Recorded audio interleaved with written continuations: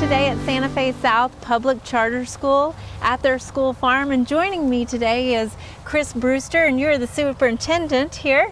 Thank you for joining us. This is a beautiful farm that you guys have, and it's really exciting that every sixth grader has the opportunity to come out here and learn. Can you kind of tell me how this became? Sure. We serve kids who are predominantly from an inner city environment, and a lot of kids who live in the urban areas don't have a chance to know where their food comes from or have the joy of planting or digging and playing in the dirt. So for some time we've wanted to give them that experience, and we found a local landowner, Ralph Tyler of Tyler Media, who said that we could use this plot next to his radio station here. And so over the past couple of years we've been developing and amending the soil, and we've got a great farm manager who's been not only doing that but teaching kids as he does that. And our sixth grade class this year has really taken to the farm. We started a sixth grade center, and it's become an integral part of their learning throughout the year. So that's sort of what we're about this year. And what's neat is we had some students out here, and a lesson about bees turned into a math lesson with you earlier. You're trying to count how many bees were in that hive. There's a lot of other learning that goes on, not just about the farm. Well, obviously we're not really trying to feed all these kids with this food, right? It's the experience of growing, the understanding of what's taking place in the soil, the importance of food and food safety. And a lot of those lessons are taught not through a specified curriculum, but through those teachable moments, that experiential learning that takes place. And it happens, our teachers are so good. They seize every opportunity that they can. And the garden is just rich and full of those chances for math and science and social interaction. So it's become a really fertile environment for something like that to take place. And you're actually taking some of this food and trying to incorporate it into the cafeteria as well? Right. We've done this for a year or two. In fact, our cantaloupes and watermelons are wildly popular with the cross-country team in the fall and late summer when they're growing. We'll harvest those, we'll chill them, and at the end of a really long, hot practice, we crack those open, and the kids love those. But the sixth graders are growing produce that will be served in our commercial kitchens for our kids. And we're working with our food service provider to take it from our farm to school, and the kids get to eat what they help grow. And I know a lot of the sixth graders are heavily involved with this, but what's the plan for the future, and will it be incorporated in some of the other grades? Well, we've had a number of other teachers who are very interested in this. Some have their own garden plot here that's for personal use. Some eat the food that we grow here. They enjoy that. But beyond that, we're really hoping to see it go all the way down to our pre-K level. We've got little mini gardens that we planted in some of the other schools where they understand seed germination and those things. But our sort of pie in the sky dream is to develop a new charter school that will be a STEM-based agriculture academy, where we can raise up the next generation of food scientists and food service or food providers, food safety folk, those that can use technology like satellites and robotics to produce food.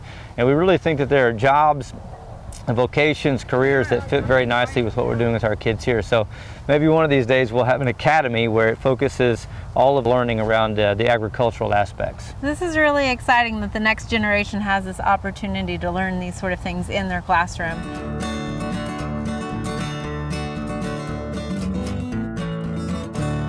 One of the people that is making this garden happen is Seth Stallings, and he is the garden manager out here for the Old School Farm. And Seth, can you tell me a little bit about what you do here and how you incorporated the kids? Yeah, so our sixth grade students, there's about 205 of them. Last fall we had a program where they came out for roughly 8 weeks, and they each got a 2.5 by 5 foot bed that they got to plant. So we had one session where they applied soil amendments, compost, pulled weeds, just generally prep the soil.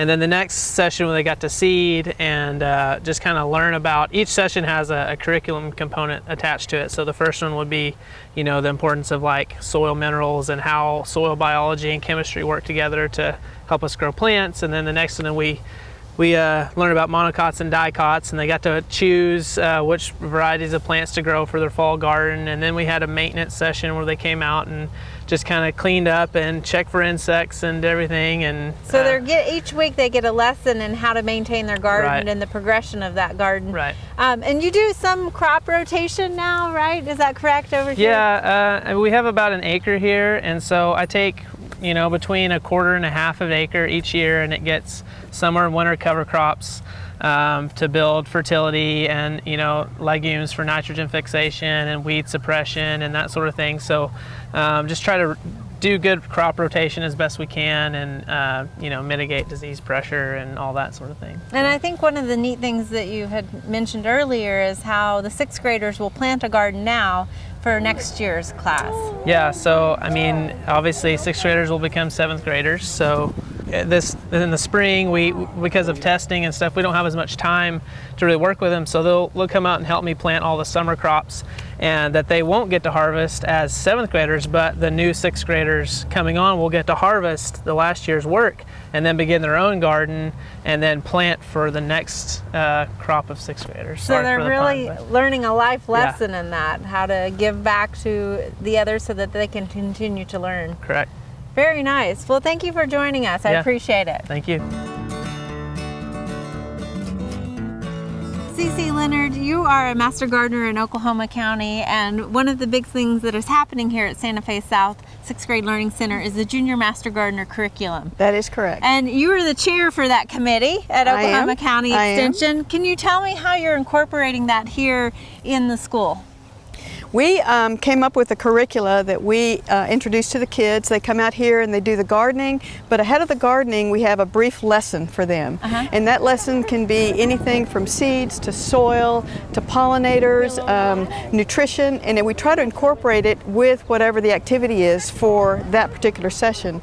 So when the activity was soil preparation, then the lesson was soil itself, you know, how to, you know, what is soil, what makes a good soil, what is good nutrition, and we had a soil test that we showed them, and then how we fertilized based on the results of the soil test. Okay, Yes. So not only are they learning about soil, but they're also learning about plants and where their food comes from. That's exactly right. Can you explain some of the process of planting and what they're learning as they go through that? We teach them how to read a seed packet, and then how the instructions for planting, and that all seeds are planted differently, some seeds at different depths and some seeds at different spacing. We taught them about culling.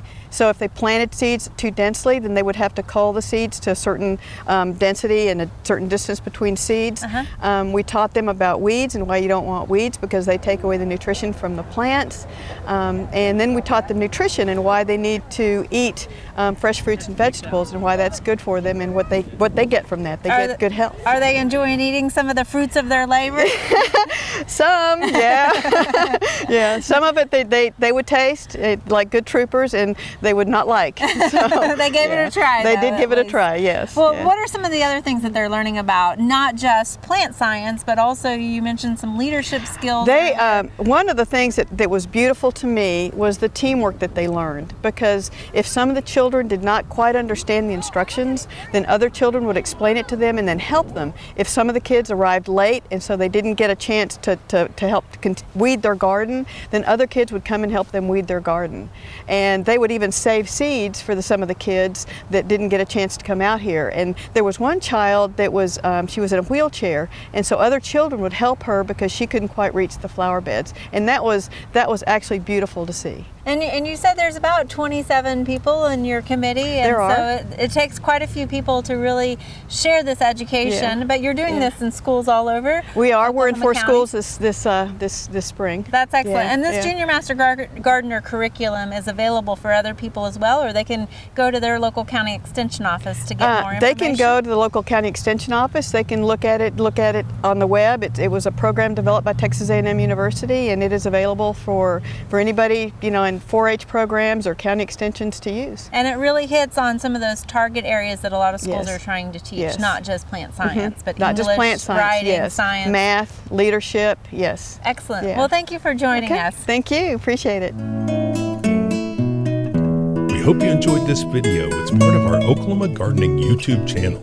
You can also find even more videos on our OK Gardening Classics YouTube channel. And join us on social media for great gardening tips, photos, and discussion.